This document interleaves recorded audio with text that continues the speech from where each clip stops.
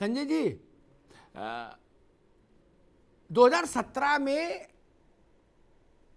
बनारस मंडल में 7वां चरण बनारस मंडल, वहां भाजपा का प्रदर्शन शेष पहले से लेकर छठे चरण तक के मुकाबले खराब था।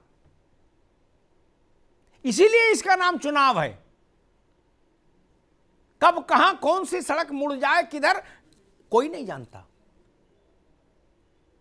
इस बात को ध्यान में रखते हुए इस प्रश्न को जरा पर अपनी टिप्पणी करिए कि गोरखपुर मंडल पूरा, या उसको कह लीजिए छठा चरण पूरा, योगी आदित्यनाथ की वहां उपस्थिति से भाजपा के खाते में आएगा, क्योंकि इससे कम पर ना तीसरा चरण में जो यादव बेल्ट है उसमें अखिलेश यादव का सम्मान बचता, ना छठे चरण में योगी आदित्यनाथ का। ठीक बात है ना संजय चौधरी जी?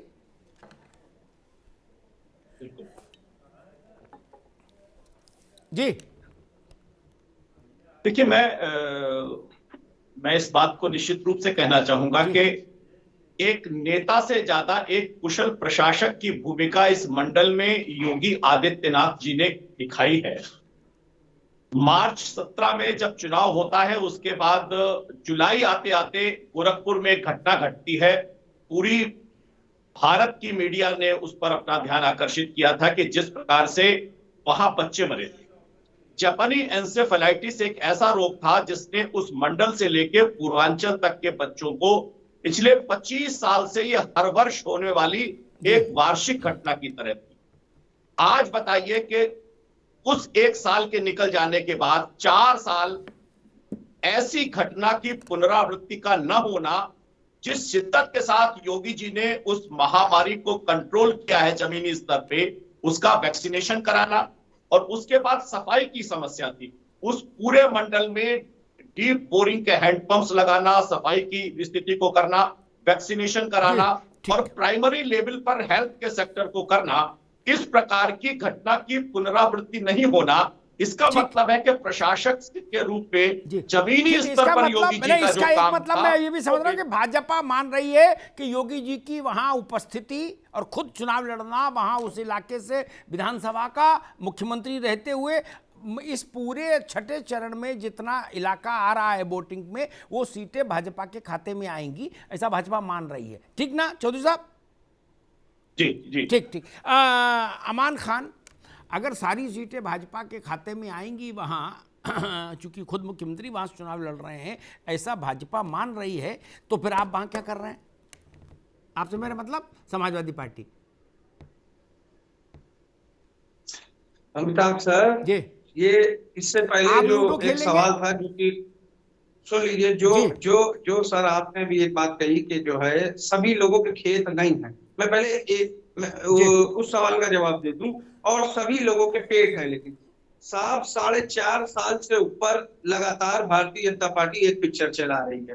लगातार महंगाई, बेरोजगारी, लाठियां छात्रों पे, मजदूरों पे, किसानों पे, और जैसे ही चुनाव करीब आया, आप 5 किलो राशन एक गठरी में बांध के दे दिए कि साहब चुनाव आ रहा है, हमारी पुरानी पिक्चर भूल जाओ और नई पिक्चर ये राशन पे 2 किलो राशन, 5 किलो राशन पे। चुनाव से बहुत पहले से मिल रही वो तो राशन, चुनाव से बहुत पहले मिल रहा, और 5 किलो नहीं, गलत बयानी मत करो, 5 किलो नहीं है, ज्यादा है। छुट्टा सांड कब से टहल रहा है? छुट्टा सांड कब से टहल रहा है जी? ये 69 छात्रों की जो लाठी है, यहाँ 1 साल से यहाँ पे ये लोग धरना कर रहे हैं, उनके लाठी वो कब से हो रहा है?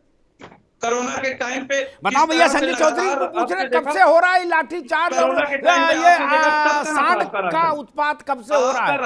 राशन तो ठीक है संजय चौधरी। मैं इनसे पूछना चाहता हूँ, आप एक अवसर बता दीजिए। आपको चुनाव के समय याद आता है मुलायम ने या अखिलेश ने एक प्रदर्शन किया हो महंगाई को लेकर, अखिलेश जी ने एक प्रदर्शन किया हो बेरोजगारी को लेकर, आपने रोड पर प्रदेश में अखिलेश जी ने एक प्रदर्शन किया हो स्वास्थ्य सेवाओं के सुधार के लिए। तो मुझे लगता है कि केवल चुनाव के अवसर पर राजनीतिक आधार पर इस प्रकार के मुद्दे उठा रहे हैं। इसीलिए अखिलेश यादव जी पूर्वांचल के करते हैं। इनके नंबर 2 पे मेरा ओपी राजभर साहब संसदीय क्षेत्र छोड़कर भागते हैं और बम्बई से और नोएडा से उधर पंजाब से छोड़ने वाले लोग हैं। सही मुद्दों को अगर इनको लगता है सारे पड़ गए उनके। जान है तो निश्चित रूप और से एक बात और, अखिलेश जी भारतीय जनता पार्टी के प्रवक्ता ने एक बात और कही है, उन्हीं ने कहा है योगी जी जब चीफ मिनिस्टर बने उसके 1 महीने बाद तस्वीर मुझे नहीं पता है जिम्मेदारी नहीं निभा सकता, वो जनता को कम हो गए गैस ना होने। और एक डॉक्टर ने जब आगे बढ़ के वहां मदद करी तो उसको जेल भेज दिया। समस्या का समाधान हुआ कि नहीं हुआ? जनता आप ये बताओ समस्या का समाधान हुआ कि नहीं हुआ? परेशान हो गई है। पहले चरण से लेके छठे चरण तक इतना समय हो गया है। ठीक है, रुकिए, दोनों को रोकूंगा। मैं अंशु अवस्थी के पास चलूंगा। अंशु जी, बात जो आप कहना चाह रहे थे वो तो कहिएगा। एक सवाल मैं आपसे और आपके सामने रख दूं।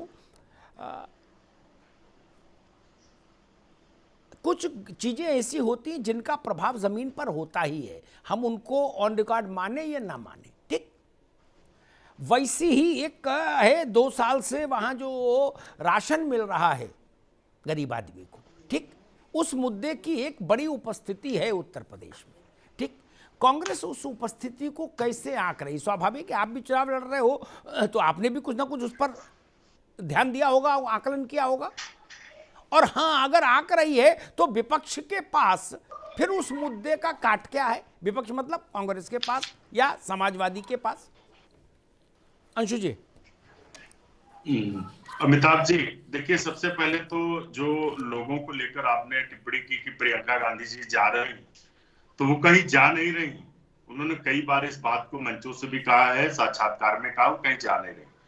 दूसरा, राशन को लेकर जो बात आपने कही, देश के लोगों को और खासतौर से उत्तर प्रदेश के लोगों को ये बात पता है कि कितना आपने 500 का राशन दिया, साल में 5-6 हजार का राशन दिया, और आपने डीएपी की बोरी जो 300 की आती थी वो आपने 1200 की कर दी। डीजल जो 50 रुपए लीटर था उसे आपने 100 रुपए कर दिया। तो जिस तरीके की लूट भारतीय जनता पार्टी ने मचाकर जनता का तेल निकाल दिया, जनता की जेब से पैसा निकाल के दिया है, तो ये लोग जानते हैं क्या भारतीय जनता पार्टी अपने घर से वो राशन बांट रही?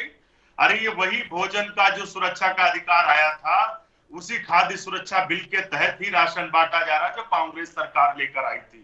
संजय चौधरी जी अगर यहाँ बांट रहे हैं उत्तर प्रदेश में, तो क्यों नहीं बांट रहे हैं दूसरे राज्यों में जहां पर इनकी सरकारें हैं? सभी को पता है कि खाद्य सुरक्षा के तहत राशन बांटा जा रहा, पहली बात। और उत्तर प्रदेश में जो बेरोजगारी बढ़ी है, आज 40% से ज्यादा बेरोजगारी है। स्वास्थ्य के क्षेत्र में नीति आयोग की रिपोर्ट है कि सबसे फिसड्डी उत्तर प्रदेश बॉटम में बैठा है जाकर।